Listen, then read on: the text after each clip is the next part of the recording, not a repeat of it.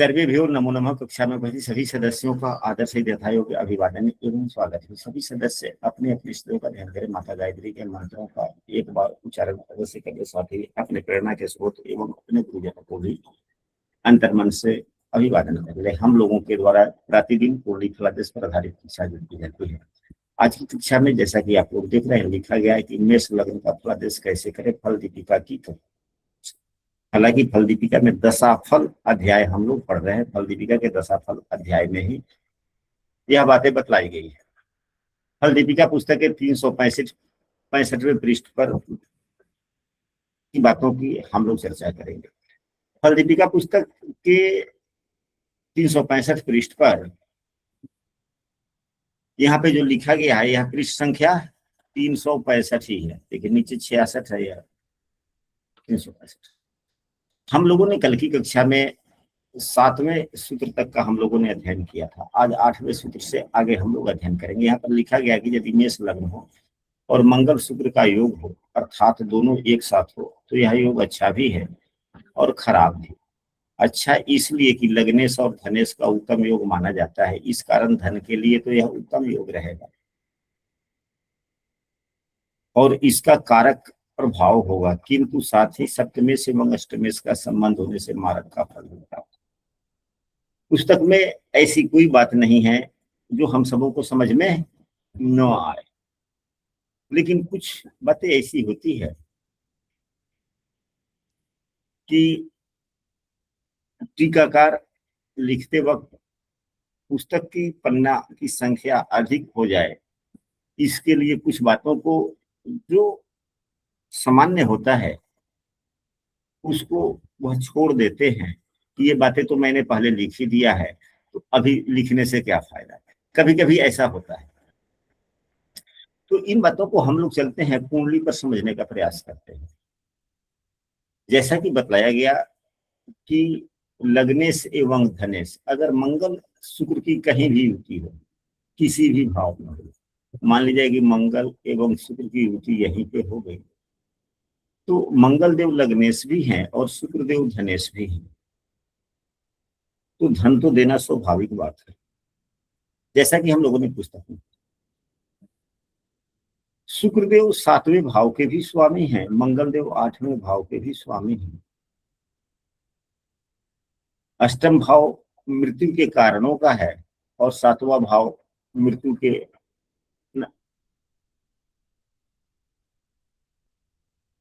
स्थितियों का है। नहीं, 8वां भाव मृत्यु के स्थितियों का है और 7वां भाव मृत्यु का कारण भी, क्योंकि हमारे केस है।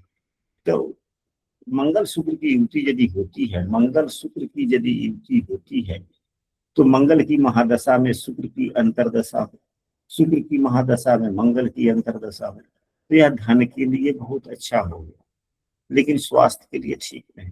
परंतु एक सूत्र और भी है यहाँ तो, लग्न भाव को त्रिकोण भाव भी कहा जाता है। लग्न भाव को त्रिकोण भाव कहा जाता है। 7वें भाव को केंद्र भाव कहा जाता है।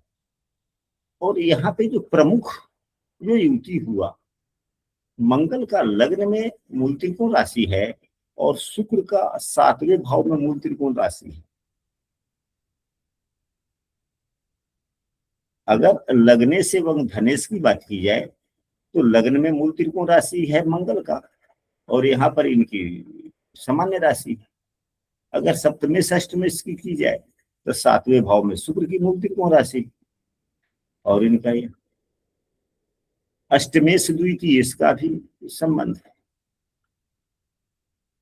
लेकिन इन सबों में सबसे ज्यादा प्रभावी लग्नेश एवं सप्तमेश की युति मानी जाएगी, क्योंकि दोनों की मूल त्रिकोण राशि एक का लग्न में है और दूसरे का सप्तम भाव में। तो यहाँ त्रिकोण एवं केंद्र भाव के स्वामी का परस्पर संबंध हो, तो यहाँ और भी योग कारक हो, महान संभावनाओं वाला हो,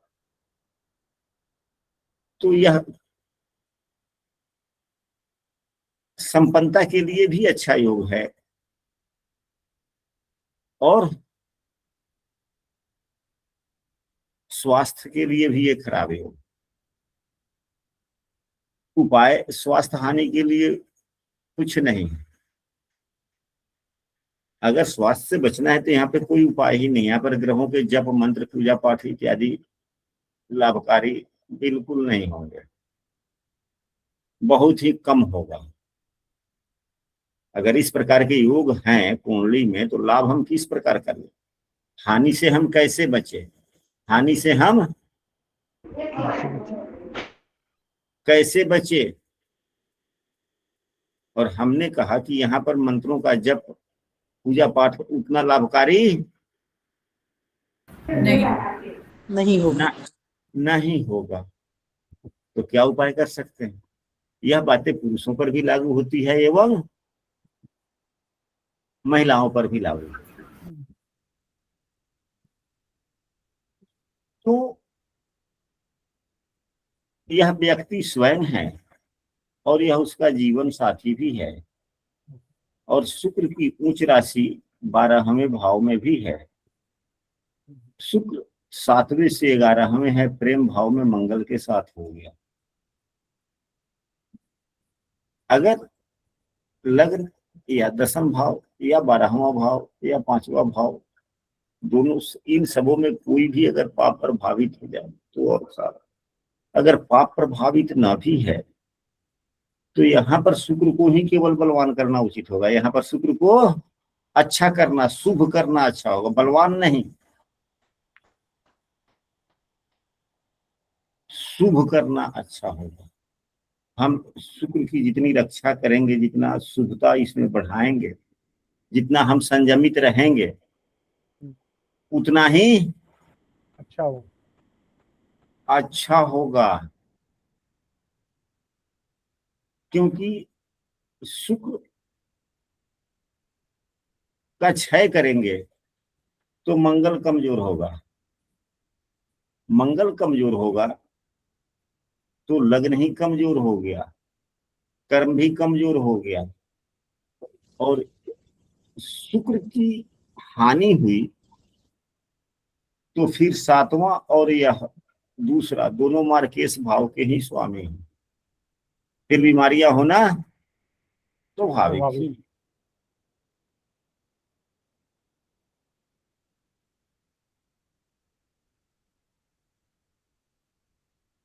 तो उपायों में अपने आप को संयमित व्यक्ति जितना रखेगा उतना मंगल बलवान होगा, यानी कि लग्न बलवान होगा। लग्न बलवान होगा तो मंगल की उच्च राशि 10वें भाव में भी है, कर्म भी बलवान होगा, सब कुछ ठीक ठाक रहेगा। तो बात आगे बढ़े। अब जी यदि कोई कक्षा में नया और प्रतिदिन की कक्षा में शामिल होना चाहते थे, स्क्रीन पर दिख रहे नंबर पर व्हाट्सएप पर कंटिन्यू हो सकते हैं। अब चलते हम लोग दूसरे सूत्र पर। मेष लग्न हो और यदि मंगल बृहस्पति शुक्र के साथ द्वितीय स्थान में हो तो निश्चय ही योग देने वाला होता है। यह सूत्र सभी कुंडलियों पर, सभी लग्नों पर लागू होता है। यह सूत्र सभी लग्नों पर लागू होता है। जिस शब्द पर तारांकित कर दिया गया हो उस शब्द को विशेष रूप से समझना चाहिए। तारांकित यह किया गया, यह लिखा गया है कि जो ग्रह पूर्ण प्रभाव दिखाता है, चाहे अच्छे भवनों का स्वामी होने के कारण, चाहे अन्य ग्रहों से शुभ होने के कारण, वह योग देने वाला होता है। यानी कि योग का परिभाषा यहाँ पे बतलाया गया है कि योग भी दो प्रकार के होते हैं, अच्छे बुरे। अब शुभ प्रभाव वाला योग जब शुभ भाव के स्वामियों से जब संयोग होगा तो शुभ फल ही देगा। तो मेष लग्न में मंगल बृहस्पति शुक्र, मंगल बृहस्पति शुक्र। अब मंगल लग्नेश हो गए, मंगल देव लग्नेश हो गए, देव गुरु बृहस्पति भागेश हो गए, और शुक्रदेव धनेश हो गए। शुक्रदेव धनेश हो गए। तो यहां से यह सूत्र बनता है कि किसी भी लग्न में, किसी भी लग्न में यदि लग्नेश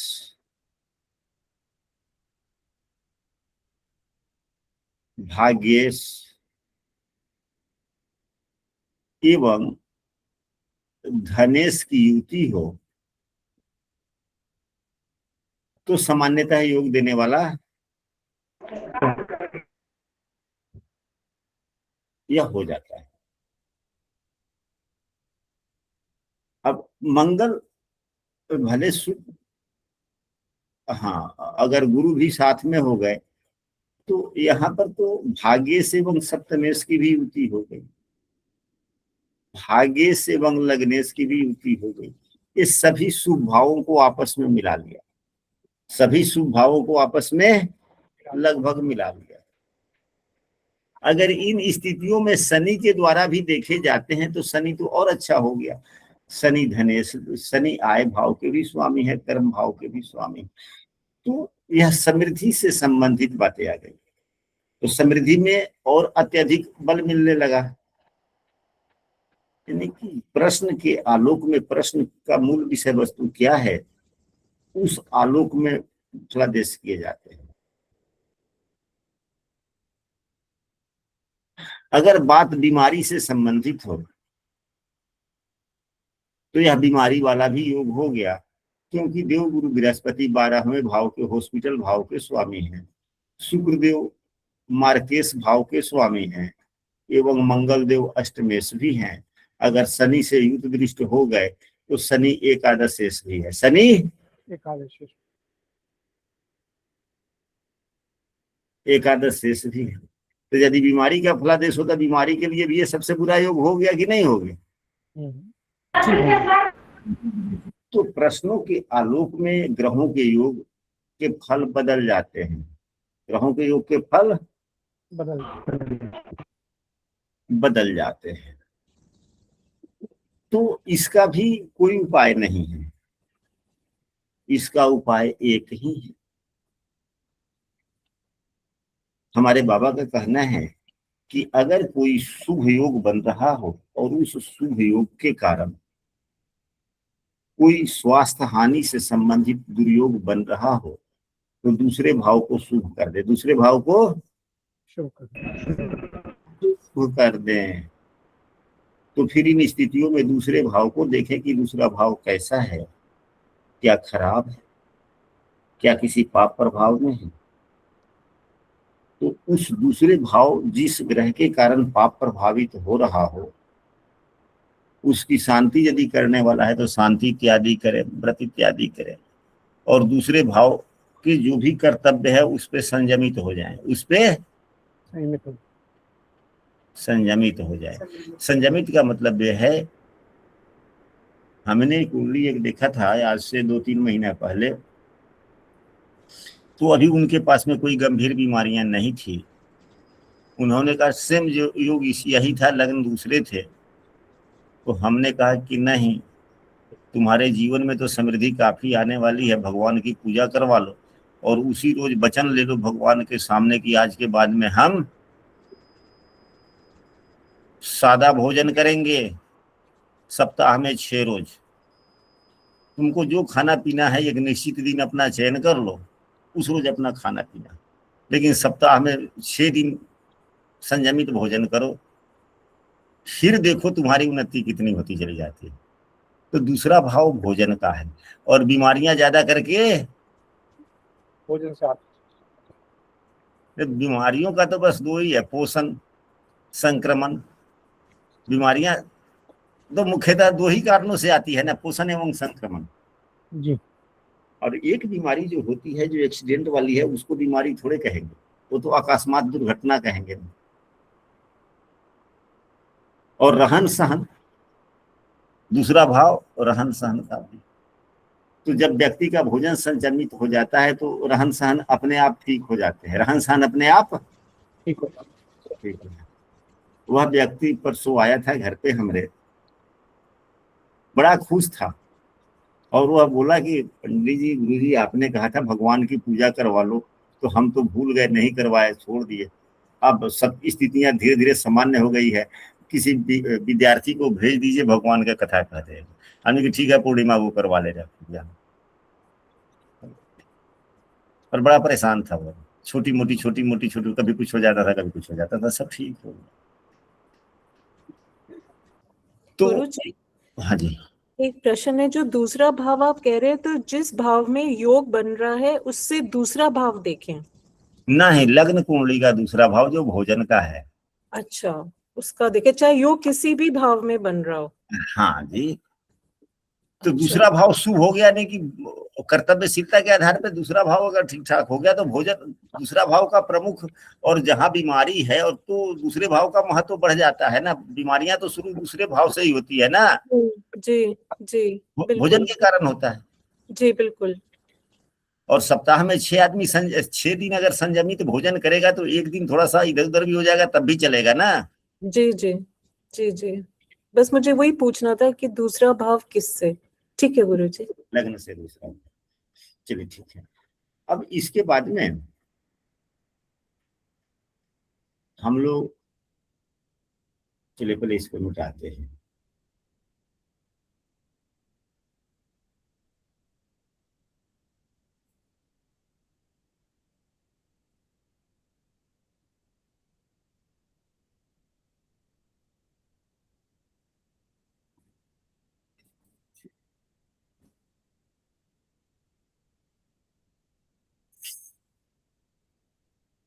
मेष लग्न हो, मंगल और बृहस्पति दोनों एक साथ चौथे घर में बैठे हो तो निश्चय ही योग देने वाला होता है। अब मंगल एवं बृहस्पति दोनों एक साथ चौथे भाव में हो तो निश्चय ही योग देने वाला होता है। कारण क्या है? तो पहले पुस्तक की बातों को पूरी पढ़ लेते हैं। घर में बैठे हो तो निश्चय ही योग देने वाला होता है। यहाँ यह बात ध्यान में रखनी चाहिए कि चतुर्थ में कर्क राशि होने के कारण यद्यपि मंगल नीच राशि का हो जाएगा, किंतु उच्च बृहस्पति के साथ बैठने से नीचे तो दोष ज्यादा रहेगा, यानी कि नीच भंग हो जाएगा। लग्नेश नवमेश दोनों एक साथ बैठकर दसम भाव को देखेंगे। इस कारण केंद्र में दोनों के स्थित होने से योग कार्य करता है।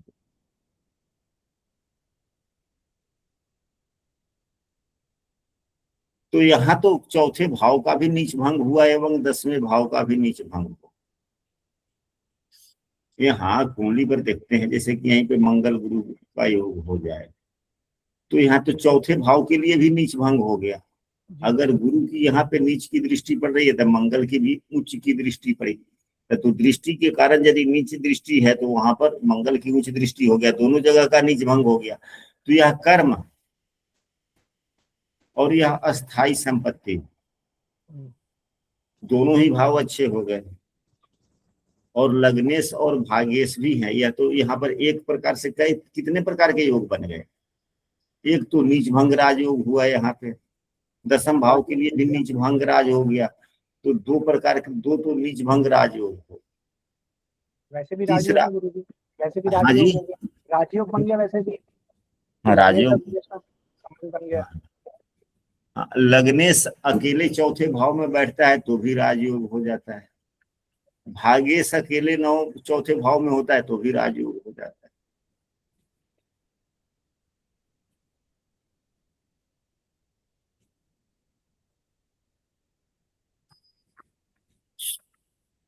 लग्न एवं नवमेश का परस्पर युति चौथे भाव में होना, यह भी राजयोग हो गया। दो तो हम लोगों ने नीचभंग राजयोग देखा, यह भी दो देखा स्थितियों के आधार पर, युतियों के आधार पर भी राजयोग। यहाँ पर तो कई प्रकार के राजयोग बन गए, कई प्रकार के राजयोग राजयोग बन गए।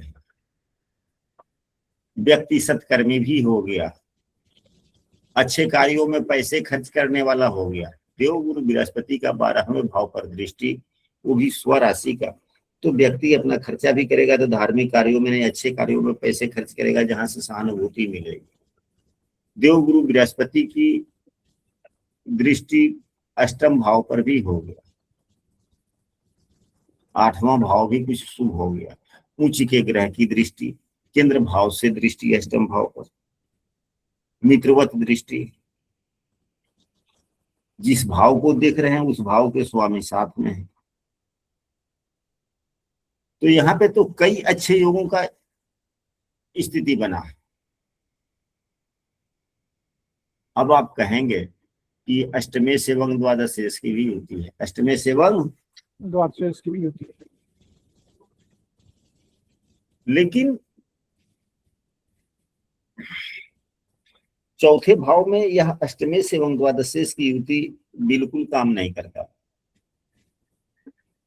मंगल का चौथे भाव में होना, नीच का होना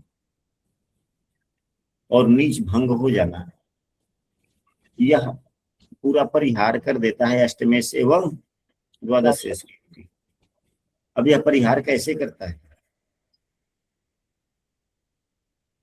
तो नियम यह है कि यदि कोई ग्रह का नीच भंग होता है तो वह संपन्नता देते हैं। क्या देते हैं? संपन्नता देते हैं गुरु जी।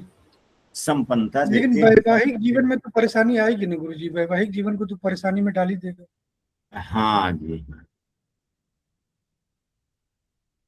वैवाहिक जीवन में परेशानी डाल देंगे, लेकिन उतना परेशानी नहीं होगी जितना आकलन किया, लेकिन हाँ परेशानी तो डालेंगे। गुरु की दृष्टि तो दोनों भावों पे है गुरु जी, अष्टम पे भी है, 12वें पे भी है। गुरु अपने मूल त्रिकोण से भी तो बैठ गए ना। नहीं वो तो ठीक है, मूल त्रिकोण में बैठे, लेकिन गुरु उच्च के भी तो है साथ में, ये भी तो देखो आप। मंगल की चौथी दृष्टि मंगल की सातवें भाव दृष्टि की दृष्टि।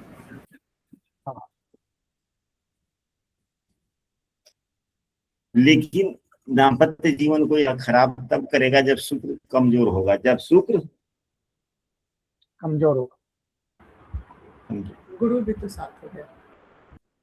अगर शुक्र मजबूत है तो यह योग उतना नुकसानदायक नहीं। नहीं, क्योंकि मंगल यहाँ जबरदस्ती भी तो नहीं कर सकता ना, क्योंकि मंगल देवगुरु बृहस्पति के साथ में है, तो कुछ तो उसके गुणों को और समन तो करेंगे ना।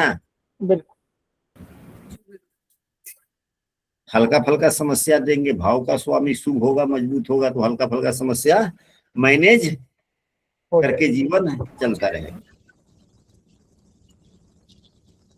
हाँ चलिए, तो अब यहाँ पर जब नीच भंग हुआ संपन्नता को दर्शाया, तो मंगल चौथे भाव में है। चौथा भाव क्या है?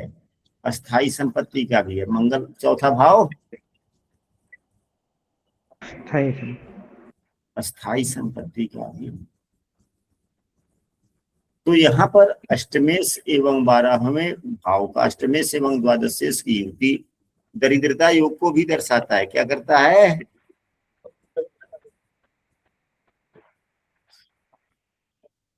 दरिद्रता योग को दिखाता। हाँ, दरिद्रता योग को भी दर्शाता है। तो यह तो कमाएगा भी पैसे व्यक्ति, और चौथा भाव अस्थाई संपत्ति का भाव है, तो वहां पे तो अस्थाई संपत्ति की भी वृद्धि करेगा, क्योंकि नीच भंग राजयोग होता है, तो जिस भाव में होता है उस भाव से समृद्धि वाली बातों में थोड़ा बल मिल जाता है।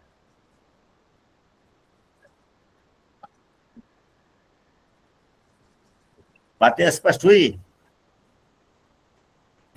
जी गुरु जी। अब इसके बाद में हम लोग अगले सूत्र पर चलते हैं। यदि जन्म लग्न मेष हो और 5वें घर में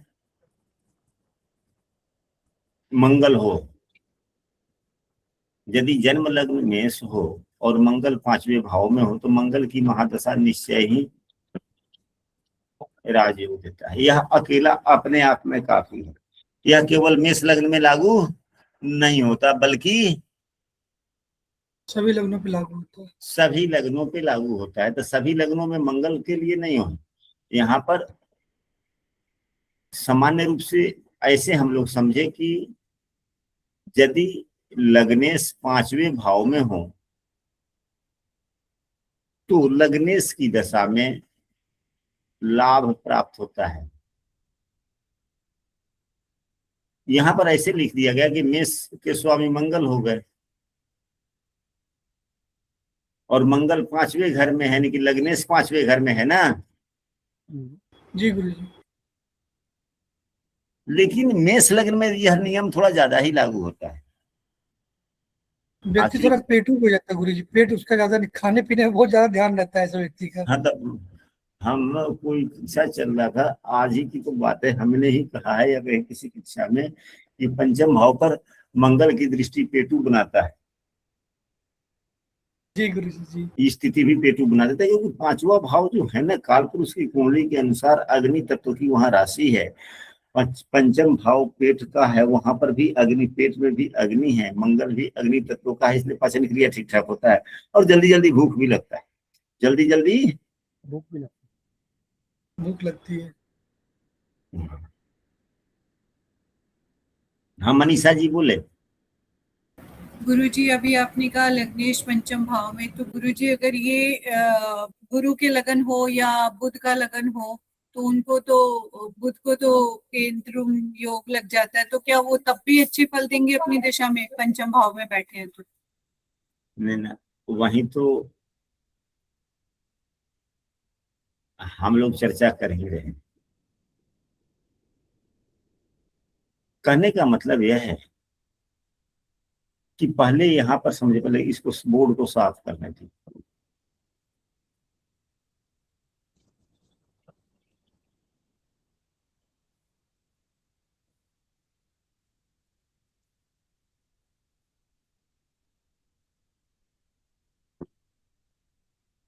यहाँ अगर मंगल देव है तो लग्नेश होकर यहाँ पर है पंचम भाव में, योग कारक ग्रह हो गए, अपने मित्र की राशि में है। मित्र भी इनका है तो अग्नि तत्व का है, और ये भी स्वयं अग्नि तत्व के हैं। जिस राशि में है उस राशि का स्वामी भी अग्नि तत्व का, ये ग्रह भी अग्नि तत्व के, एवं राशि भी अग्नि तत्व का। तत्वों के आधार पे तो काफी सहधर्मिता हो गई ना। जी गुरु जी। तो यह कुछ ज्यादा ही लाभ हो गया, या कुछ ज्यादा ही लाभ है। ज्यादा ही लाभ हो गया। अगर किसी अन्य लग्नों की चर्चा की जाए, अगर मान ली जाए कि 2 नंबर का लग्न है, तो यहाँ 3, 4, 5, 6। अब अगर शुक्रदेव यहाँ बैठते हैं और यह 5वां भाव पेट का है और पेट में भी गर्मी है, अग्नि है, तो सभी प्रकार के अग्नियों का वहां पे जमावड़ा। लेकिन अब यह लगने सब यहाँ बैठ गए तो नीच के हो गए ना। ये जल तत्व के हैं जी। और यह भाव अग्नि तत्व का है, और ग्रह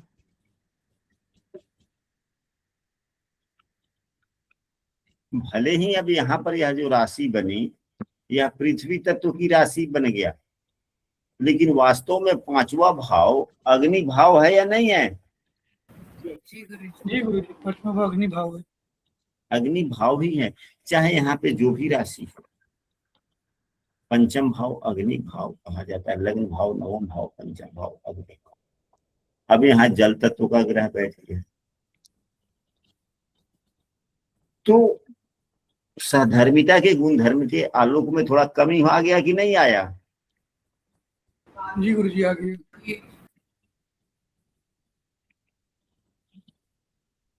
कमी आ गई। तो इस प्रकार से हम सबों को यह समझना चाहिए, नियम यह कहता है कि यदि लग्नेश पंचम भाव में बैठते हैं तो सदैव सुफल देते हैं, लेकिन यदि लग्नेश अपने गुण धर्मों के आधार पर, सधर्मिता के आधार पर जितना ही मेल होता है उतना ही अच्छा होता है गुरु जी, नहीं अच्छा होता। तो यहाँ पे जाते गुरु जी अपना बुद्धि के रूप में ज्यादा विवेकशील हो जाएगा, पेटू ना हो करके, मतलब उसका मतलब ब्रेन जो है काफी अच्छा एक्टिव करेगा।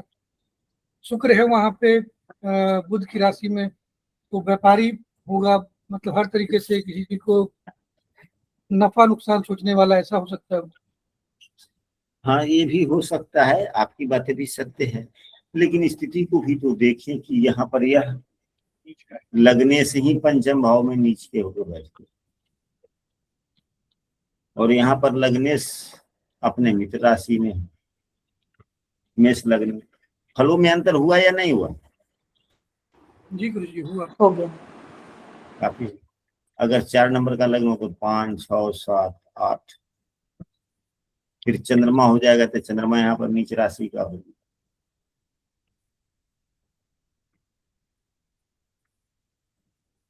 वैसे सामान्य नियम है, वैसे सामान्य नियम यह है कि यदि लग्नेश पंचम भाव में बैठता है तो राजयोग देता है, लेकिन स्थिति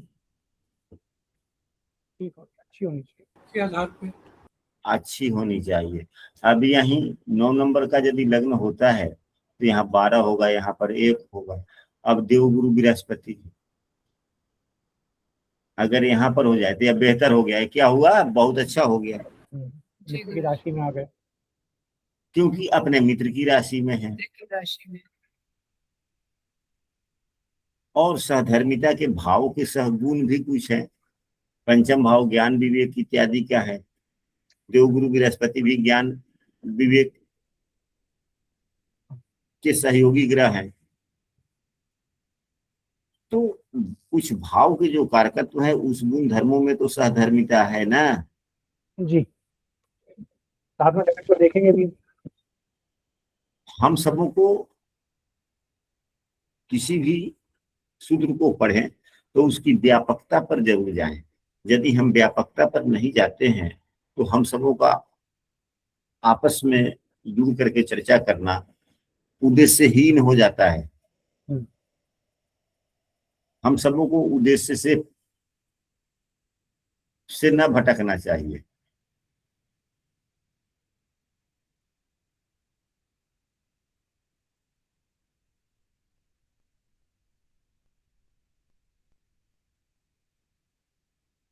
अभी जो हम लोगों ने पढ़ा कारण, पंचम भाव में अगर मेष लग्न में पंचम भाव में मंगल बैठ जाए तो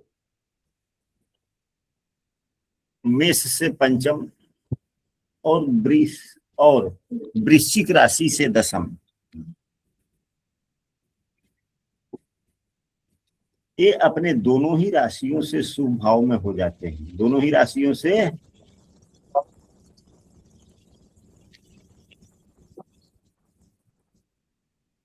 तो जो ग्रह यह भी नियम है कि अपने राशि से शुभ भाव में होगा तो वह फल अच्छा देगा।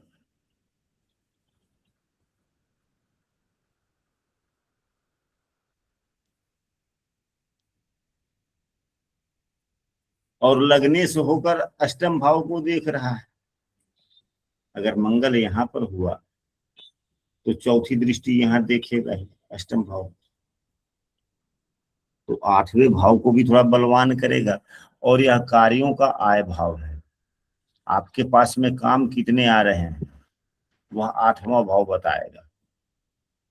जैसे आप एस्ट्रोलॉजर हैं, आपके पास में कितना काम आ रहा है, लोग आपसे कितना परामर्श लेना चाहते हैं, कम या अधिक, तो 8वां भाव बतलाएगा। काम मिलना 8वां भाव है, काम करना 10वां भाव है। काम मिलना 8वां भाव। 8वां भाव है। क्योंकि 10वें भाव से हम काम करते हैं तो काम का आगमन, 11वां भाव आगमन का है, धन का है, तो यहाँ से इसलिए यह अच्छा हो गया है। और भी ढेर सारी चीज हम लोगों ने पढ़ा कि ऐसी स्थितियां क्यों बनती है या राजयोग क्यों हुआ।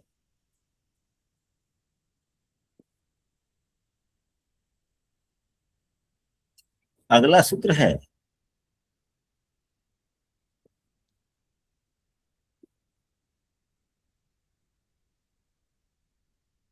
मेष लग्न हो बृहस्पति 11वें भाव।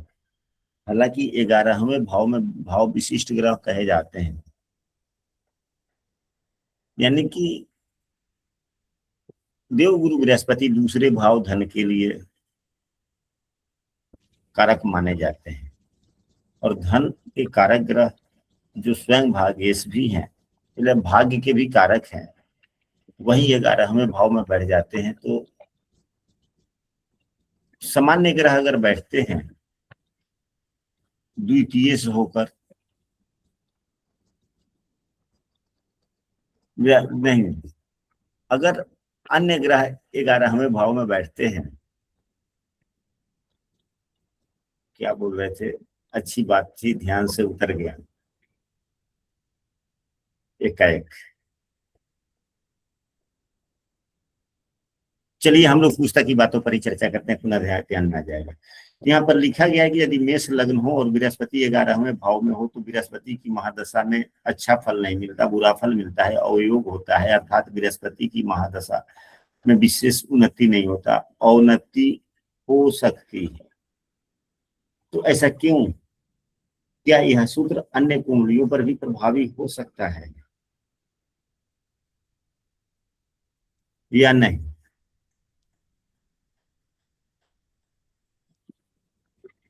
आप लोग कुछ बता पाएंगे? हो सकता है गुरुजी। तो यहाँ पर देखा जाए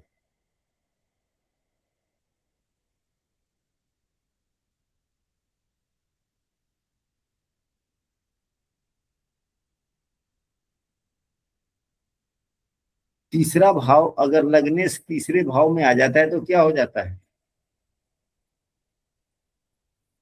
अगर किसी भी भाव का स्वामी तीसरे भाव में बैठ जाए, अपने से तीसरे भाव में बैठ जाए, यानी कि लग्न से तीसरा भाव जो है इसे क्रूर भाव कहा जाता है कि नहीं? जी जी गुरु। तीसरे भाव को हम लोग क्रूर भाव कह सकते हैं कि नहीं कह सकते हैं? जी।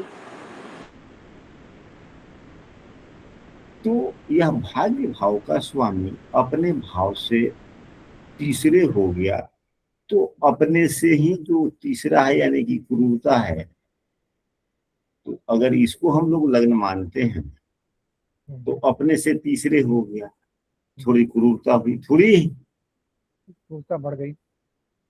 और अपनी दूसरी राशि जो इनकी 12वें भाव में है उस भाव से 12वें हो गए, तो इस अपने दोनों राशियों से स्थिति के आधार पर अच्छी स्थिति में है नहीं नहीं। तीसरे भाव के स्वामी एवं 12वें भाव के स्वामी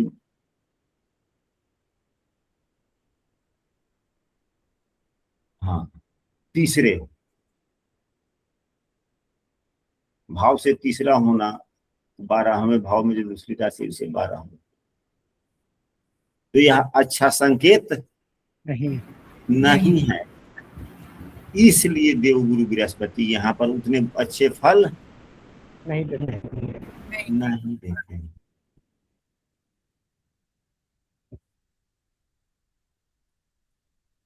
तो यहाँ से हम लोगों को यह शिक्षा मिलती है जो हम लोगों ने पिछला सूत्र पढ़ा था, यह सूत्र हम लोगों ने इससे पूर्व में जो यह सूत्र पढ़ा था कि यही 12वां की यदि मेष लग्न हो तो मंगल 5वें घर में हो तो मंगल की दशा निश्चय ही अच्छा जाएगा। तो क्यों जाएगा?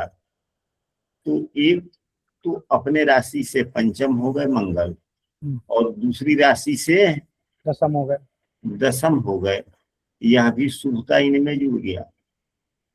और भी कई प्रकार के शुभता वाली स्थितियों को हम लोगों ने जाना, लेकिन यहाँ तो अपने भाव से तीसरे एक से और दूसरे भाव से 12वें हो गए। तो स्थिति के आधार पर अपने दोनों राशियों से स्थिति के आधार पर यह तो थोड़ा गड़बड़ हो गया ना जी। अब पुस्तक में तो गड़बड़ लिख दिया गया, अवयोग लिख दिया गया, तो क्यों हो सकता है? भाग्येश का आय भाव में बैठना कोई खराब तो होता नहीं उतना, तो फिर यहाँ पर क्यों?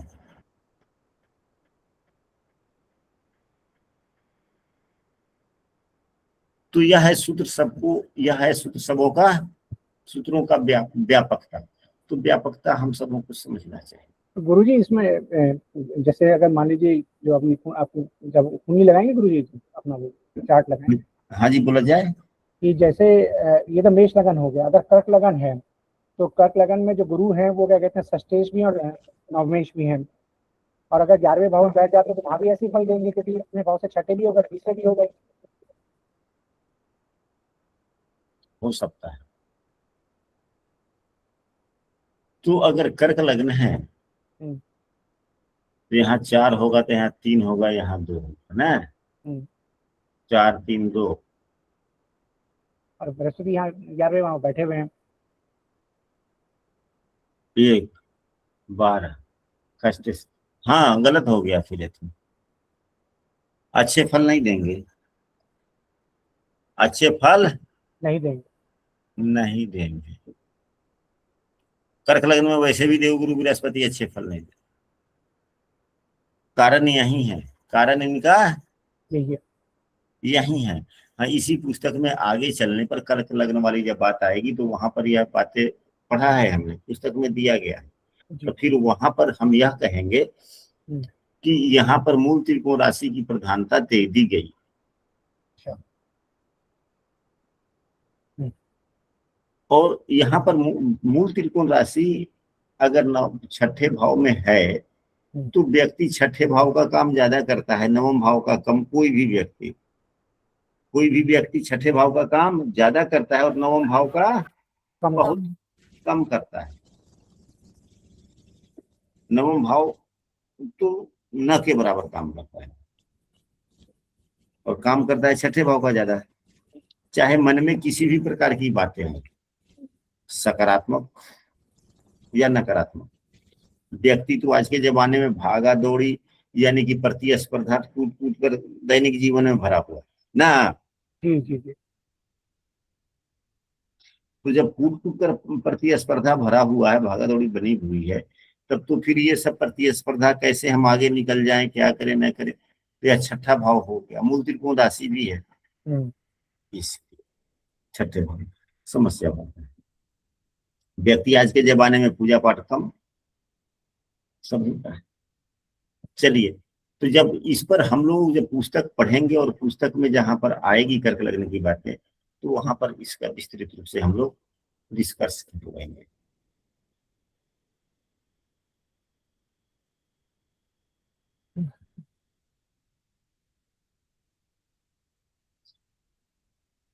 मेष लग्न हो, मेष लग्न हो, मंगल और बुध दोनों ही, मंगल एवं बुध दोनों ही छठे घर में आ पड़े तो उनकी महादशा में स्वास्थ्य हानि होता रहता है।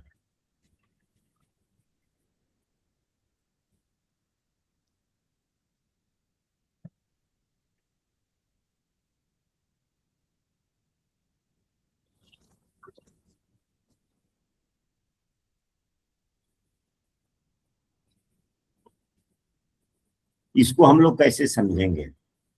मेष लग्न हो, मंगल बुध। अब मंगल अगर छठे भाव में है तो लग्नेश होकर है। मंगल अगर छठे भाव में है तो लग्नेश होकर है, बुध उच्च के हो।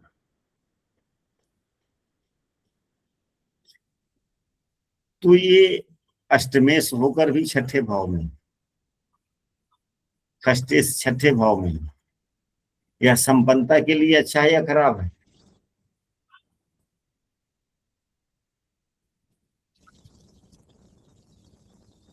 यह योग संपन्नता के लिए अच्छा हुआ या खराब हुआ?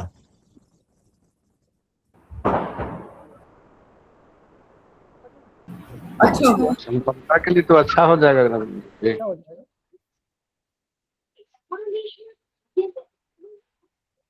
अरे मेरे भाई, यहाँ पे तो आप लोगों का जवाब 9 आना चाहिए, क्योंकि यह भी नियम है कि यदि खष्टेश छठे में ही हो, यानी छठे का स्वामी छठे में हो, 8वें में हो या 12वें में हो, तो धन के लिए अच्छा होगा, विपरीत राजयोग हो।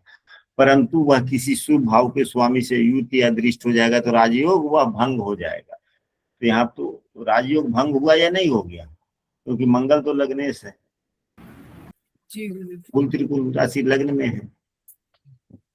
आखिर लग्नेश होने का भी तो दायित्व तो मंगल को ही निभाना है ना, जी इसलिए ये हो गया।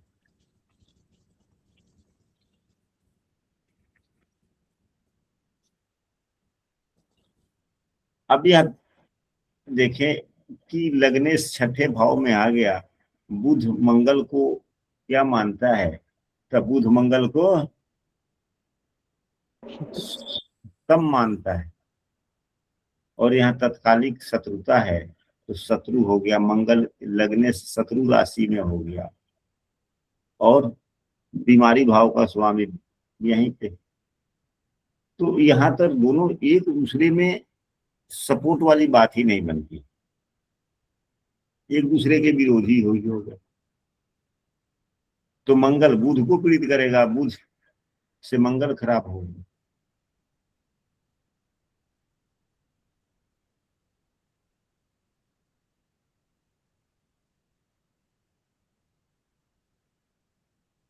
बुध भी चर्म रोग के कारक है, मंगल घाव के कारक है,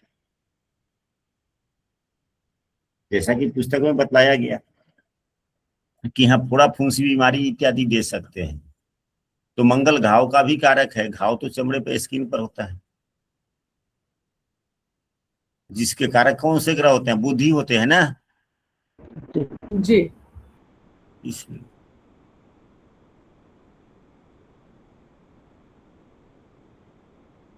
अब इसके बाद में जो सूत्र दिया गया है उस सूत्र पर चर्चा हम लोग कर लेते हैं।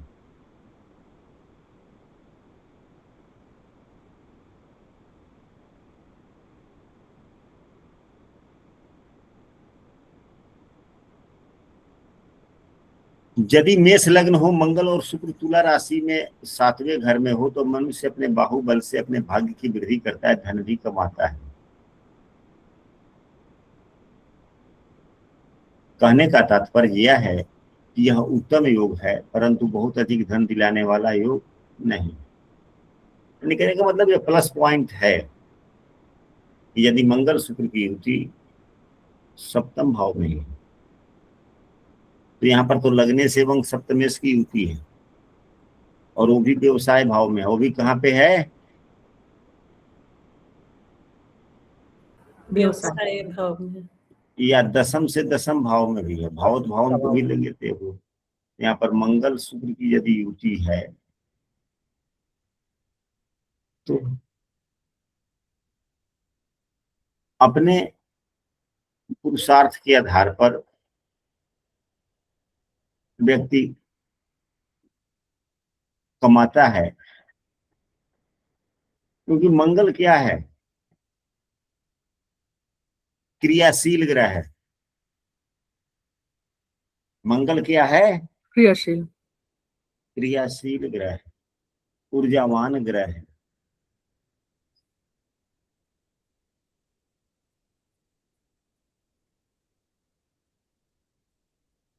और 7वां भाव जो है, यहाँ पर एक शब्द आता है, शब्दों की व्यापकता। हम लोग आजकल के जमाने में शब्दों की वास्तविक व्यापकता को भूल चुके हैं। हम लोगों की सोच छोटी हो चुकी है, जिसमें एक हम भी हैं। हम भी दुनिया में ही हैं, आप ही लोगों के सामने हैं। हमारी भी भावनाएं आप ही लोगों के जैसे हैं, थोड़ा कम या थोड़ा ज्यादा।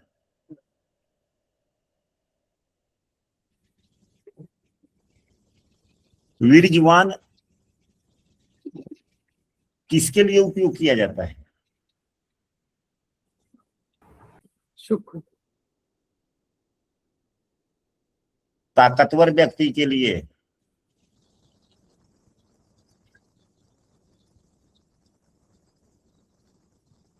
बहुत से देवताओं के लिए तो नहीं कह सकते, लेकिन उनके सेवक के लिए। हनुमान जी को वीर्यवान कहा गया है कि नहीं कहा गया? जी। हाँ जी, किया गया। जी कहा गया। तो क्यों क्यों कहा गया?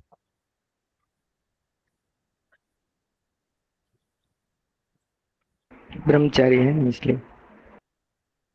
नहीं, शारीरिक है। शक्ति काफी है उनके पास में, इसलिए कहा गया। तो अब मंगल लग्नेश है, सप्तम भाव में बैठ करके अपने उच्च राशि को देख रहा है, दशम भाव को, लग्न को भी देख रहा है। सप्तम दृष्टि से मंगल ऊर्जावान ग्रह है, ऊर्जा दशम भाव को भी दे रहा है, लग्न को भी दे रहा है। और ऊर्जा भाव में बैठ गया। कहाँ बैठ गया? ऊर्जा भाव। सातवें भाव को ऊर्जा भाव भी कहा जाता है। एहसास करके देखिए, चाहे कोई पुरुष हो चाहे महिला हो, हमेशा हम सबों को भोग वासना की बात न करते हुए आप लोग देखिए कि चाहे पुरुष ही हो, दाम्पत्य जीवन खूब मधुर से चल रहा है, लेकिन अगर पत्नी मायके चली जाती है तो ऐसे लगता है कि 2-4 दिन में ही ऐसे लगता है कि शरीर में कुछ ताकत ही नहीं है, व्यक्ति कमजोर सा महसूस करता है,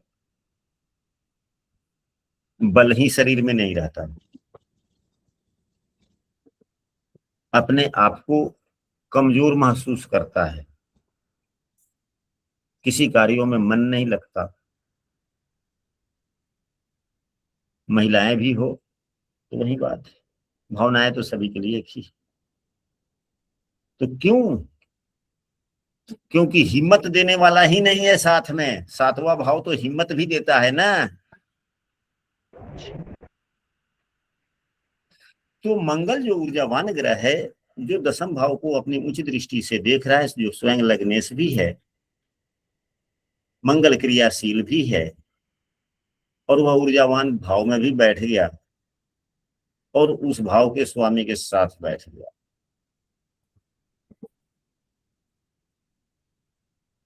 और यह जो सातवां भाव है दशम से दशम भी है, तो व्यक्ति अपने पुरुषार्थ से, व्यक्ति अपने पुरुषार्थ से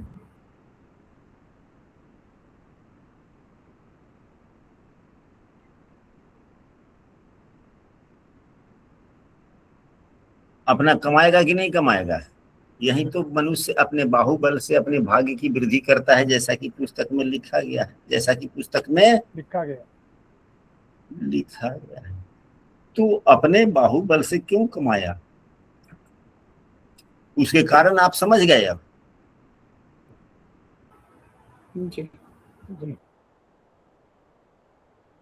परंतु यह उत्तम योग है, परंतु यह बहुत अधिक धन देने वाला नहीं है, लेकिन है तो सही सहयोगी।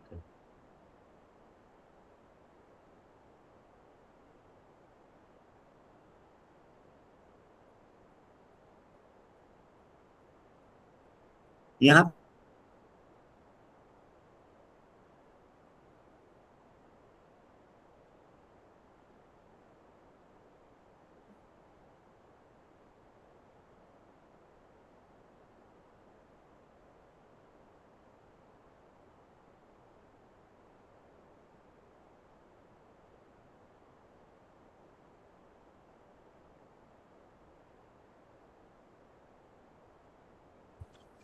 भाग गया।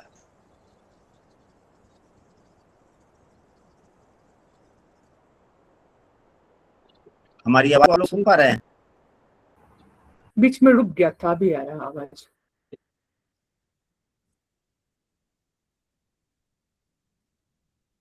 हम लेफ्ट होकर रिज्वाइन करते हैं।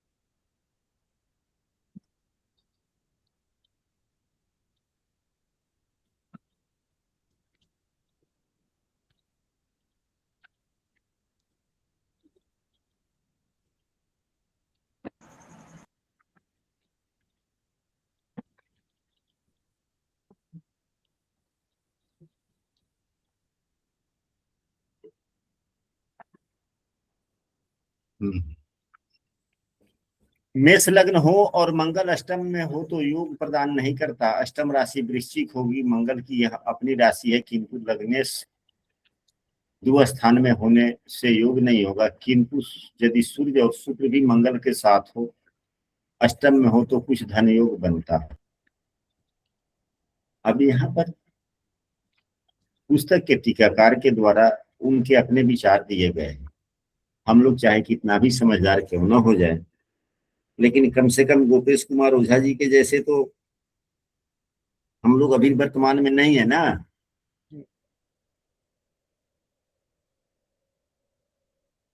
हमारे विचार से मनुष्य को सूर्य मंगल शुक्र अष्टम में होने से बवासीर भगंदर आदि गुदा के रोग नेत्र विकार आदि अनेक कष्ट होंगे, मृत्यु भी साही होगी। यद्यपि भवात रत्नाकर में इसे लग्नेश धनेश पंचमेश सप्तमेश का योग मानकर कुछ धन योग बतलाया गया है, किंतु सप्तमेश का अष्टम में होना और 3 ग्रहों का 2 स्थान में होना उत्तम नहीं है। शुक्र के अष्टम में होने से बीज विकार प्रमेह आदि की भी संभावना रहती है।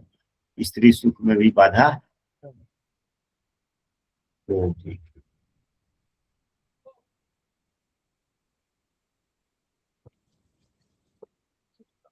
लेकिन यह भी पूरा लागू नहीं हो पाता। हाँ, बीमारी अलग चीज है, बीमारी होने की संभावनाएं हैं। अगर पाप दृष्ट पाप युक्त हो गया, राहु हो गया, शनि इत्यादि हो गया तो बीमारी होगी। होगी।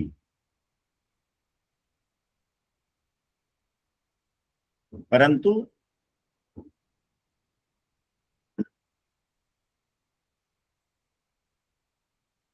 अष्टम भाव दसम भाव को सपोर्ट भी करते हैं। अष्टम भाव दसम को सपोर्ट करता है। दसम भाव को सपोर्ट करते हैं।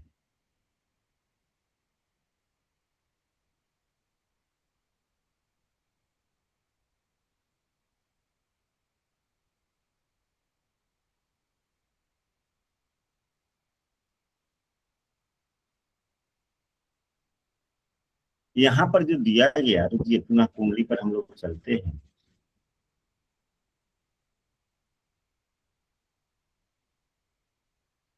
लिखा जा रहा है कि यदि मंगल अष्टम स्थान में हो जाए तो अच्छा नहीं है, लेकिन सूर्य शुक्र से युक्त हो जाए तो अच्छा हो।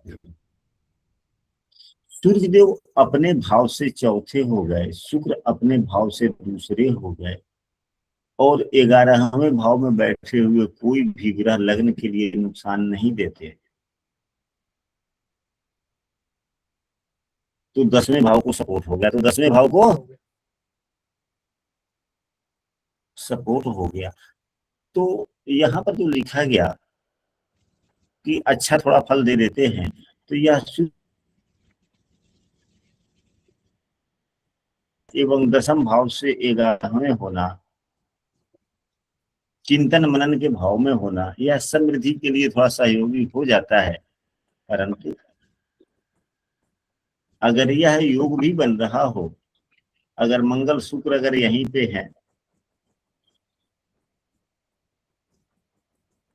सूर्य भी है और किसी भी पापग्रह से प्रभावित है, तो जो आप हम सबों ने फल दीपिका पुस्तकों में पढ़ा, वह होना स्वाभाविक ही है। यह होना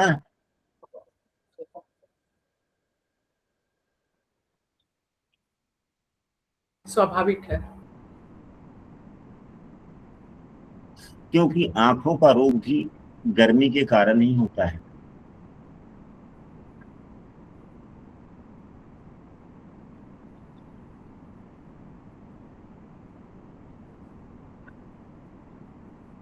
तो आज की कक्षा में हम लोग इतना ही रखते हैं। 17वें नियम से हम लोग